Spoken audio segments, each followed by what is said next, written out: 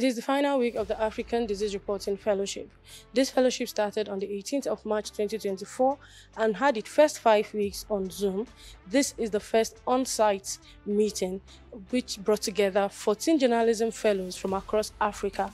The last 5 weeks has been comprehensive and intensive as journalists have been brought to know that there is a need to tell the African disease and health story in the African way by the African journalist. Some of the participants of this fellowship had a lot to say. They were so excited and have been well informed and equipped to further tell the African story without the impact and input of the Western world.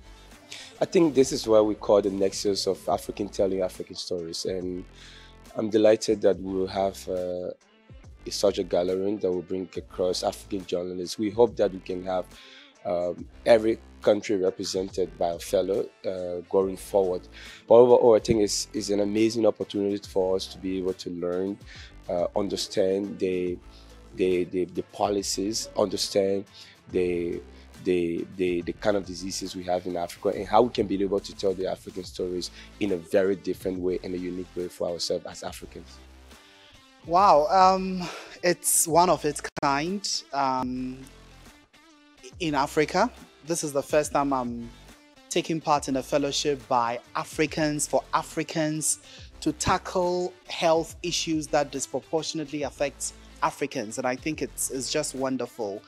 I have been exposed to so many ideas, and so far all the mentors we've had, all the resource persons that have come in are Africans.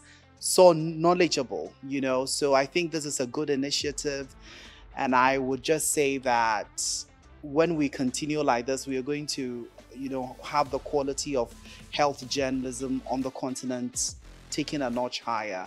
So it's been impactful, it's been transformative.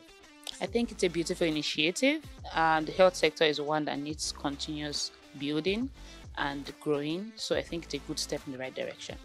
We first believe that they've been reporting, so they're positioning themselves, but the African perspective, because of the unique position of Africa as a continent that mostly is in the global scheme of things, we're always the ones that bear the brunt of the global oppression, if you would say. Things are not ever narrated from our perspective.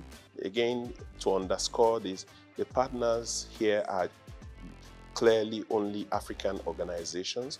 We have not received donor funding from anywhere. The heavy lifting of the resources were provided by ADRAP, not with any donor funding. The partners, those of us in the faculty are all Africans. So we wanted to make a point that Africans can do it without the support of any foreign donor, and we have pulled this off. What we're going to do in the next phase is also to appeal to organizations that they should be able to pay, you know, to chip in for their journalists to benefit from this. Your journalists are benefiting from this, but one Nigerian or African organization is bearing the costs.